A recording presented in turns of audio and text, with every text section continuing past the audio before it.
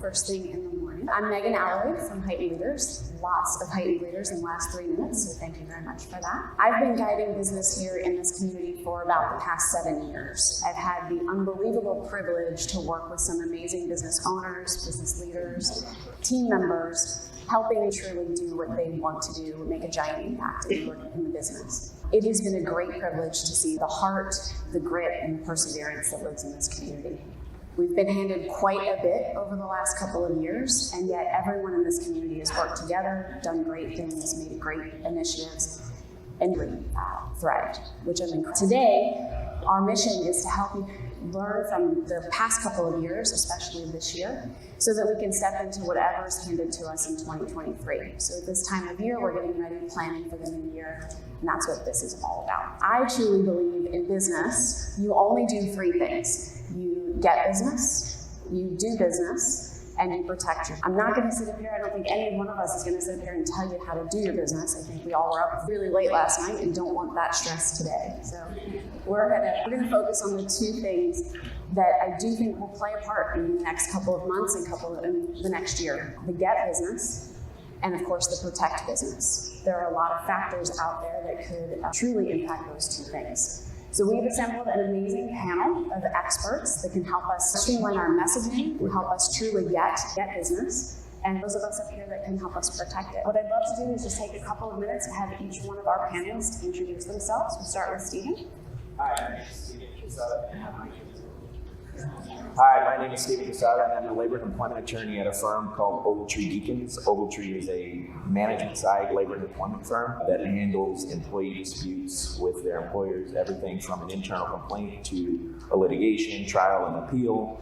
I practice employment litigation and counseling employers day to day and HR professionals day to day about issues that arise in the workplace. Darlene. Hi, I'm Darlene Gagnon. It's Gone and Gnon. That's how you pronounce it. Nice French name. Before I got married, I had to do Google Translate about 14 times before I got to pronounce my last name. I started my entrepreneurial journey about 14 years ago. I left corporate America. I did what Hal said. I just did it.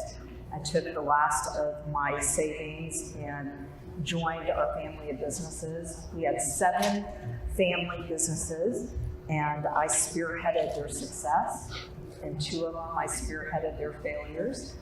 And today we have 3 businesses. We Connect Global Branding Agency is a proud sponsor of this event, and that agency was started out of need.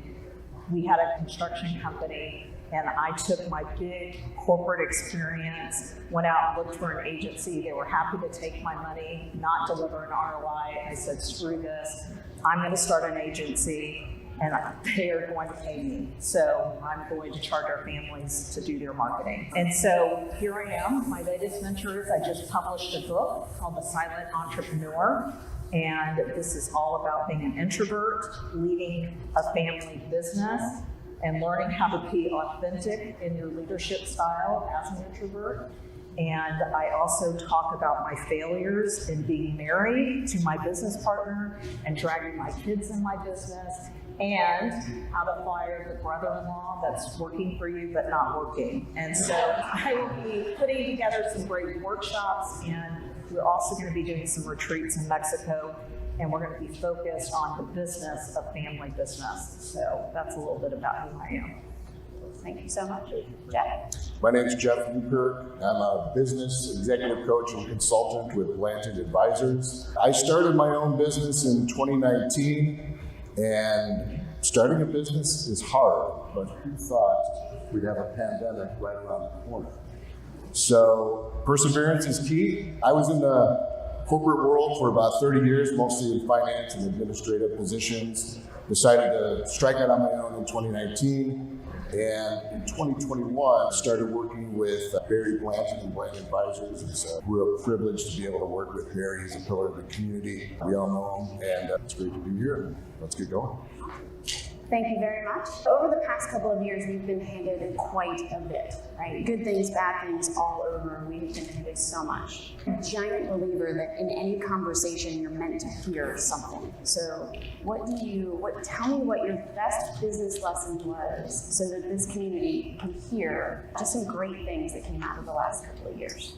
What was your best business lesson? We'll start with Stephen. I think from the labor and employment standpoint, the clients that I work with day to day, the ones that made it through the pandemic the best, were the ones that remained flexible and understanding and empathetic of employees. And if you know me, you know that I am a pretty cynical person and don't use those words often, but I think that those are the employers who made it through the pandemic the best, right? I think that they learned that the employees who come to work aren't just robots that go there to do the work, that they're actual people with problems, with children, with caretaker issues, and that they learned that if they can stay bendy, to use a yoga term, if they can stay bendy, they're gonna they made it through the best. And there's obviously legal boundaries associated with that, but learning to work within those legal boundaries and trying to come up with a solution versus being the department of no that HR can turn into sometimes, or that being an employment lawyer can turn into sometimes,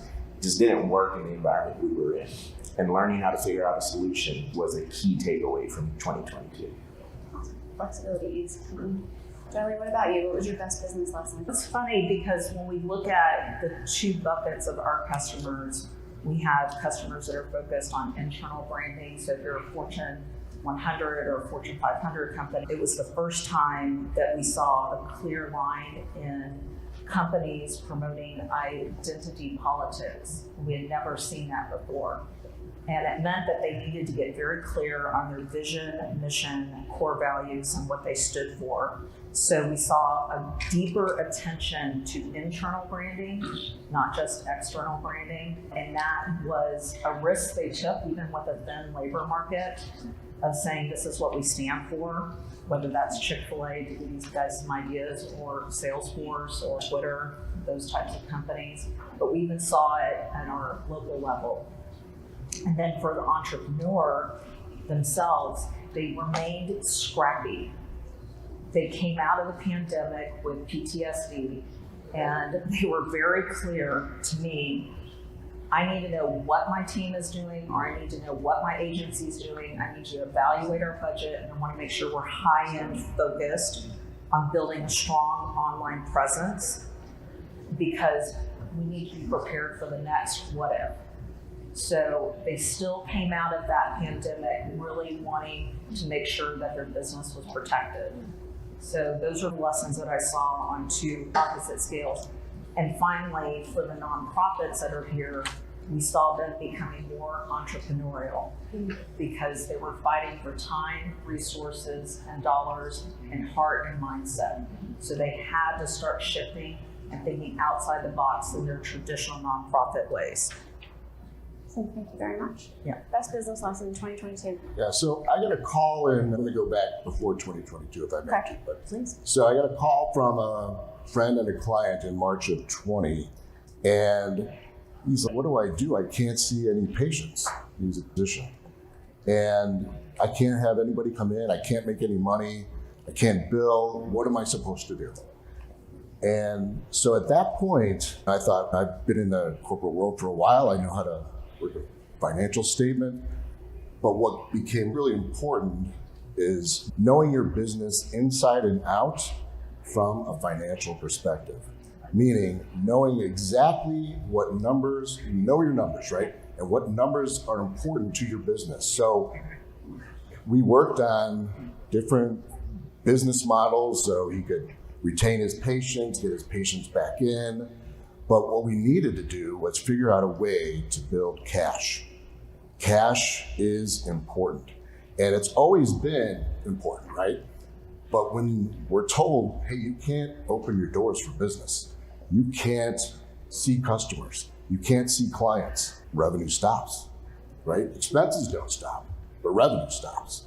So knowing your numbers, knowing your cash balance, knowing how much cash you have available in case you can't see anybody as a customer or client is so important. That's true in 2020, 21, 22, and forever. We have to be agile enough to adjust.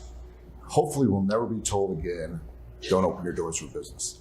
But if something happens, we need to be prepared that we can still stay in business, even though no matter what happens. Cash balance, liquidity, know your margins in your business. That goes without saying, but really make sure you have enough that you can keep going no matter what. It shocks me every day. I've been doing this for 7 years, and just people do not know their numbers, the numbers that drive the business. So it's great insight. Thank you very much. Darlene, what is the most, from 2022, from beyond, wherever, what was the most underutilized trend in branding and marketing? Voice search.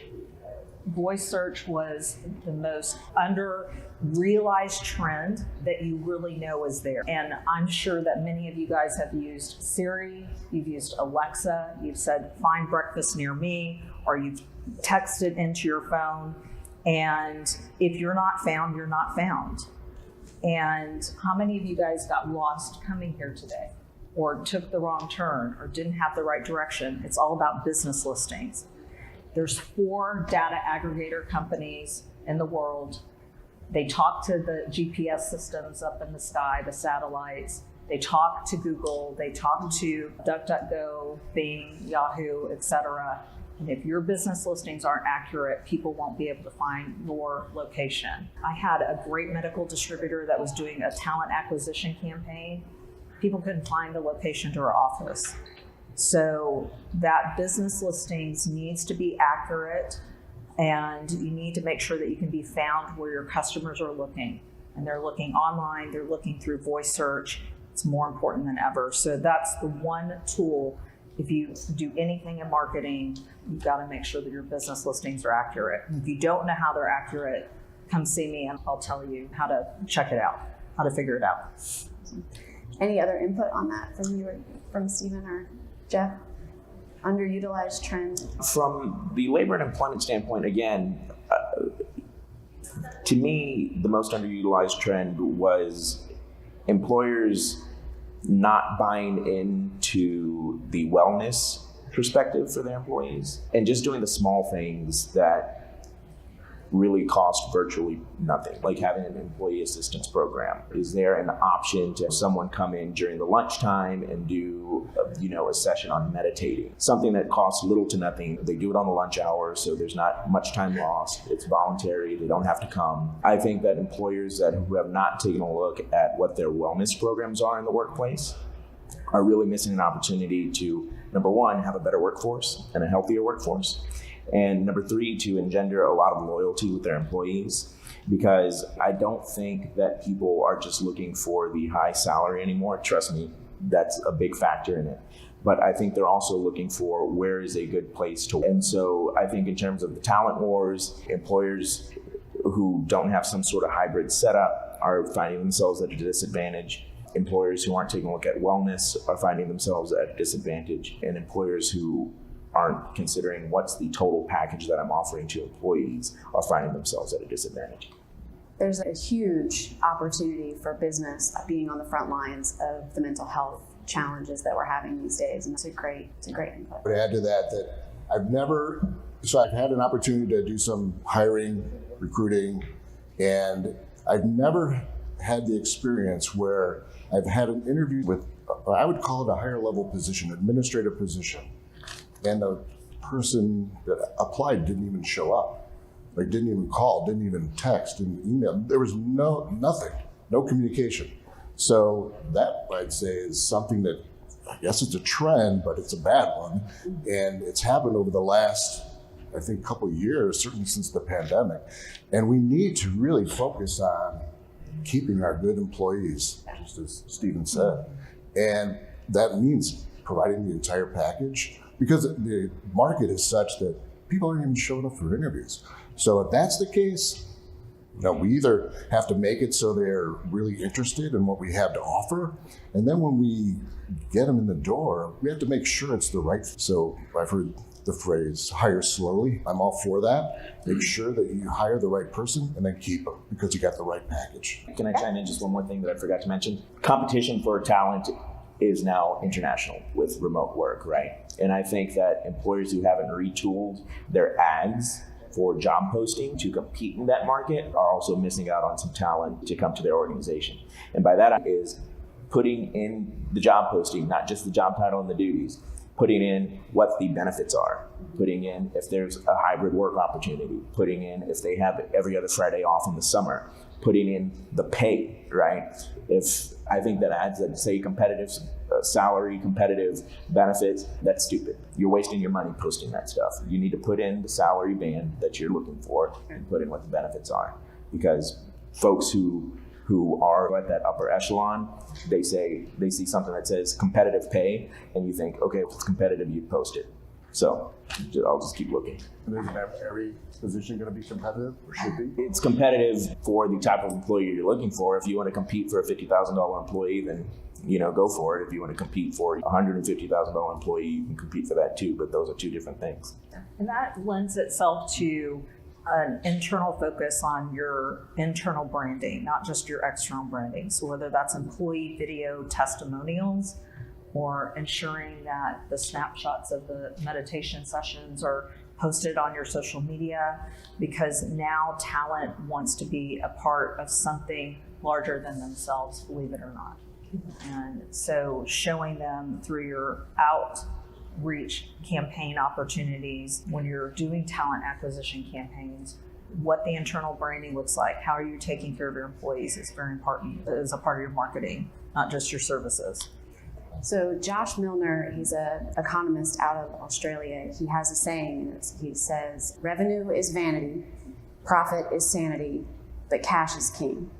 And I add to that, and culture is everything. Yeah, absolutely. Because We don't have it without. culture is everything, so you're absolutely right there. Speaking of culture, the quiet quitting trend has hit us big time. It's been around for years and years. Before I was in this life, I was in the staffing business, so I was very well aware of what quiet quitting was back then. Back then it was just showing up and not doing anything. But now it's super popular, and people make TikTok videos out of doing it. So Stephen, how can us as business owners and business leaders combat that going forward? You fire them. Okay.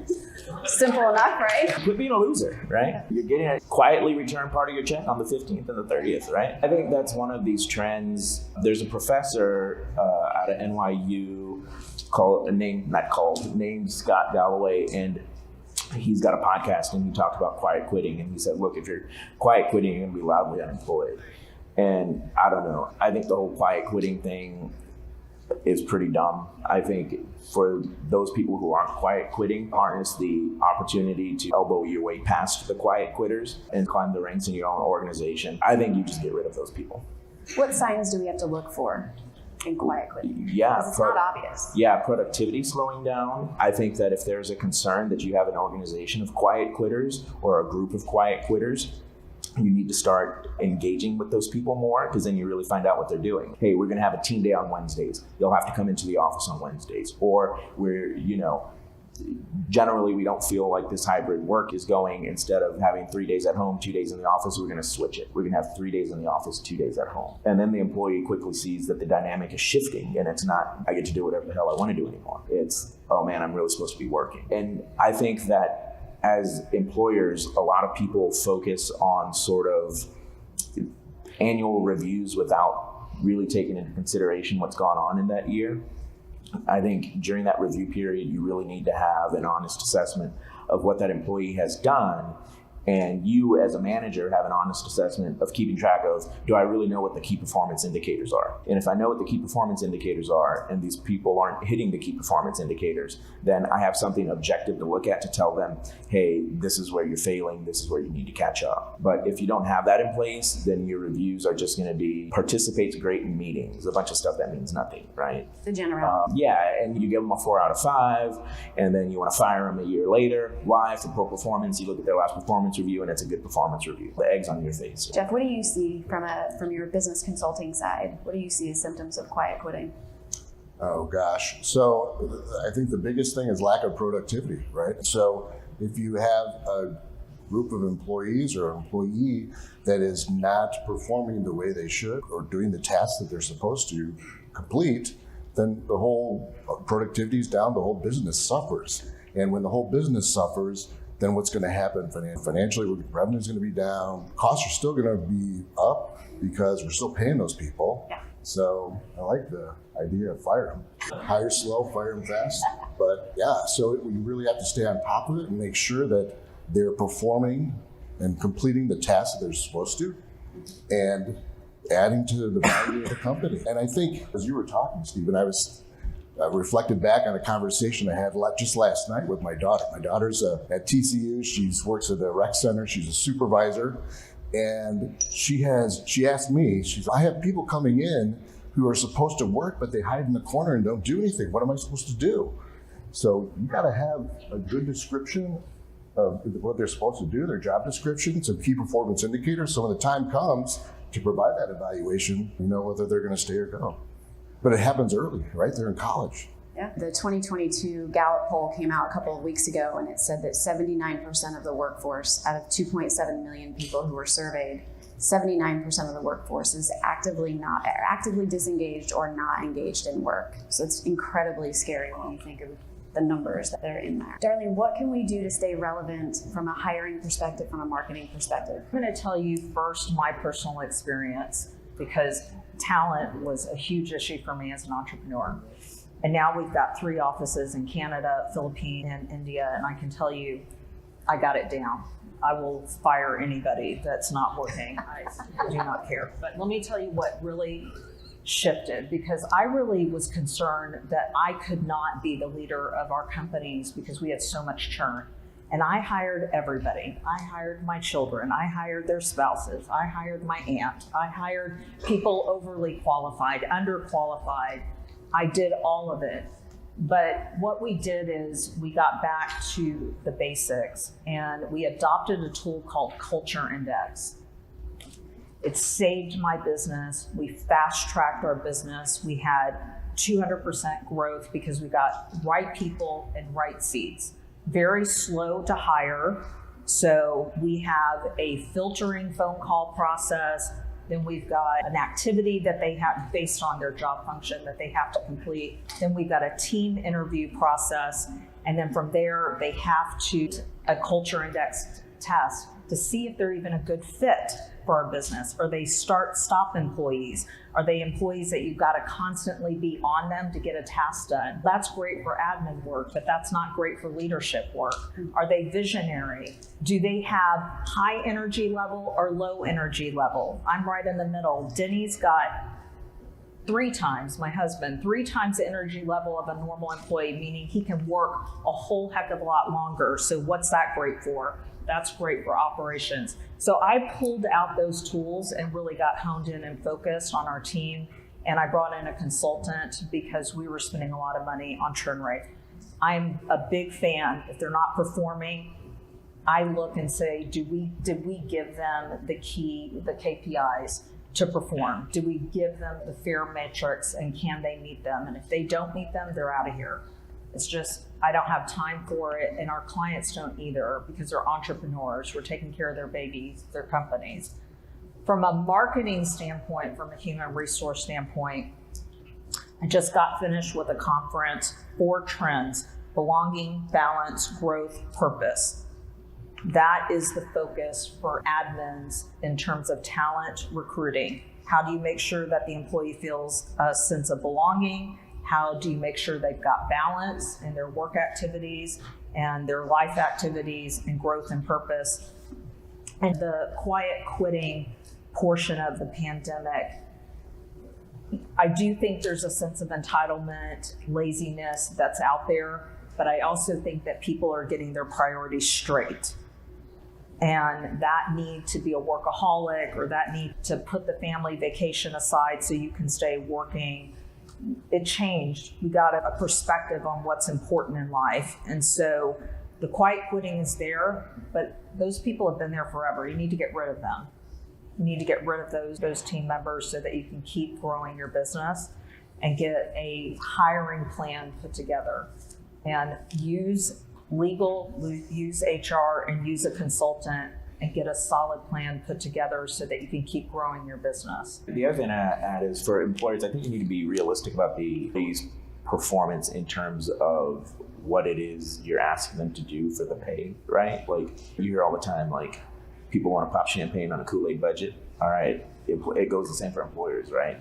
If you want to pay a $10 employee, you're going to get a $10 employee, right? You'll probably get an $8 employee, to be honest, but you're paying them 10. Just don't go below $7.25. Don't expect, right, somebody to come in and bust their tail 75 hours a week for if you're not paying them, right? So there's some teaching now that says that the boss mentality is really what's turning the engagement from employees. And they're looking for the coach mentality now. So they don't want to be told what to do. They want to be coached into their role. They want to be coached up and maybe even one day coached out, as you guys have covered pretty well. Yeah. So let's change gears just a little bit. There is a looming issue out there from an economic condition, and that's inflation, right? Inflation is happening. We're seeing prices go up. That is, of course, increasing costs for everybody from paychecks to goods to it's impacting the supply chain.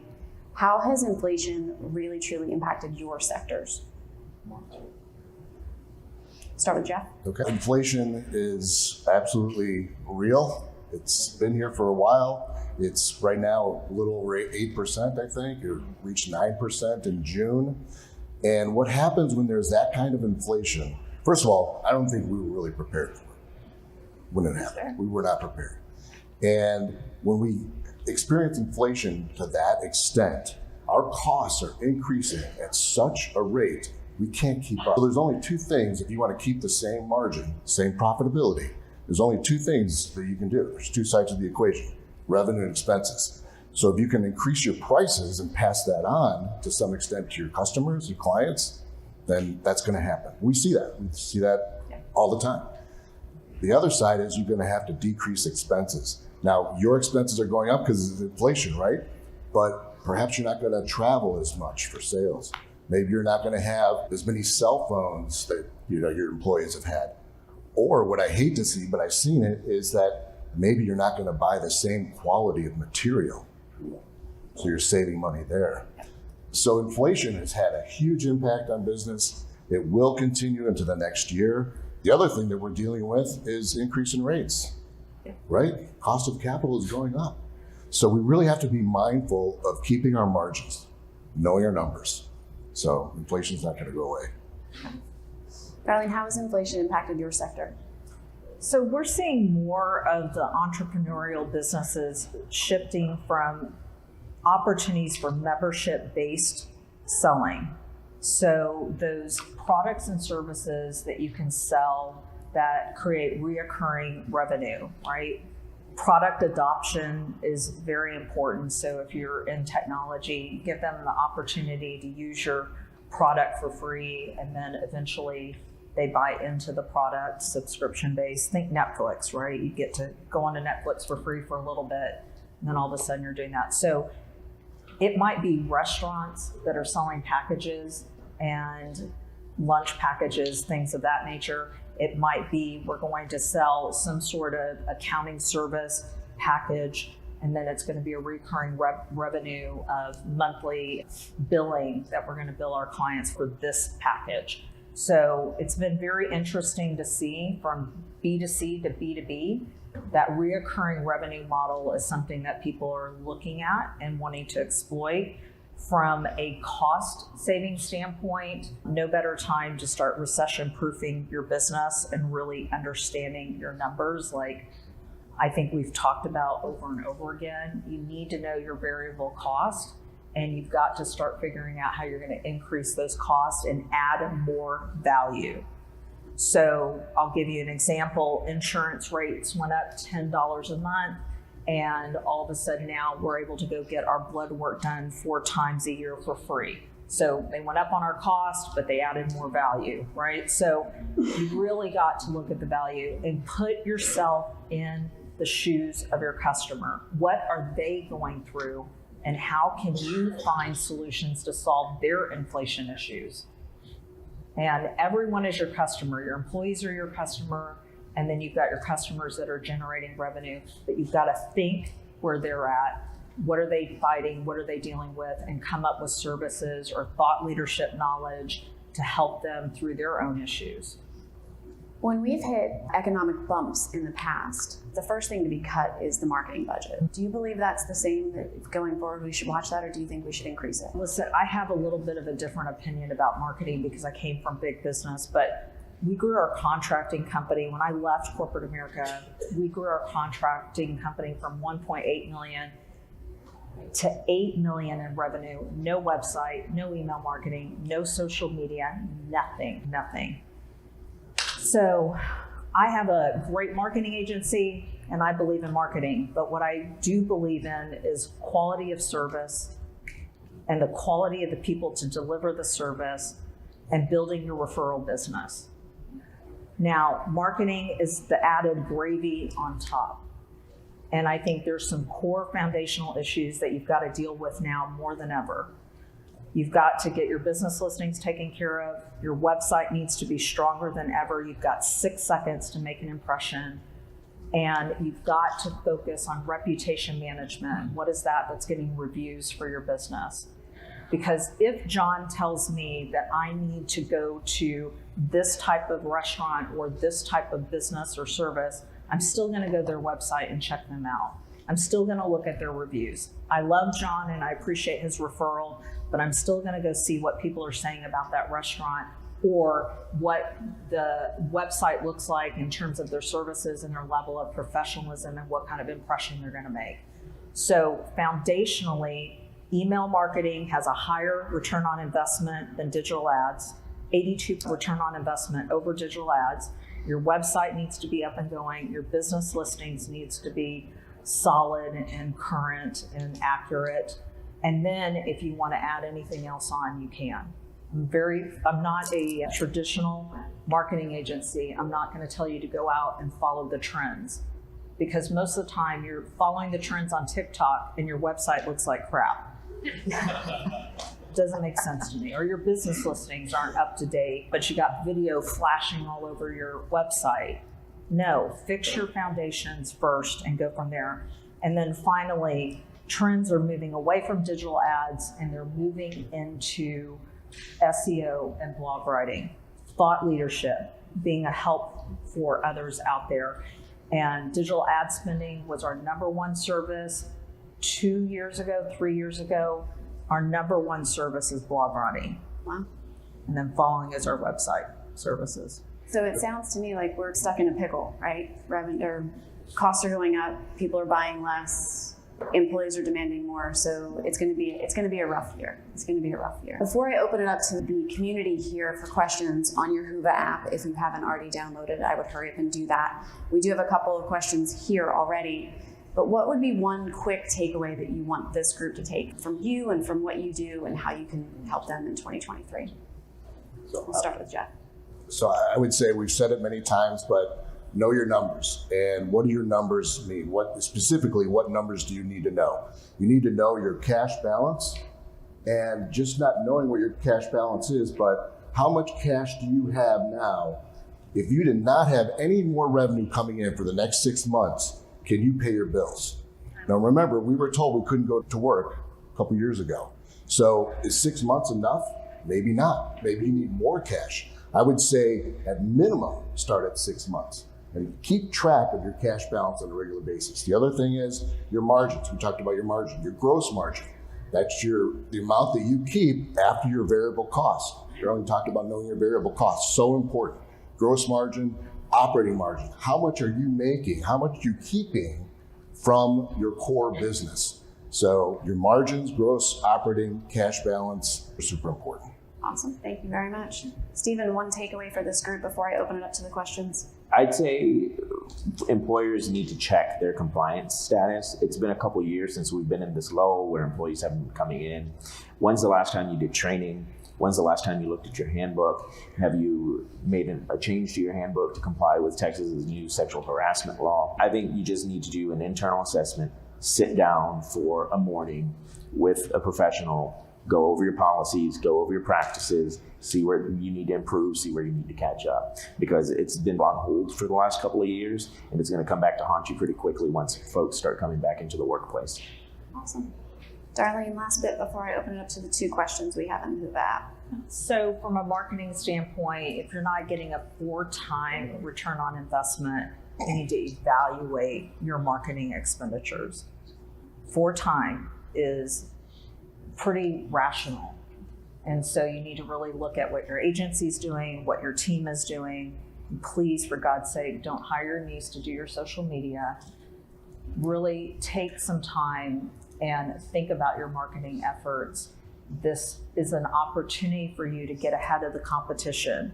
Recession is normally when marketing gets put on the back burner, but while they're on the back burner, you can be up on the front. So really take a look at your investments in your marketing efforts and get focused. Don't follow trends, get focused on the basics and then build from there. Awesome. Okay, so we have 2 questions, at least from what I can see, but I'll refresh in a minute. The first question is how important is the onboarding process in setting the tone for new hires, making sure they're connected, staying connected to team members, company values, mission, and culture? How do you do it? Who do you think, who wants that one?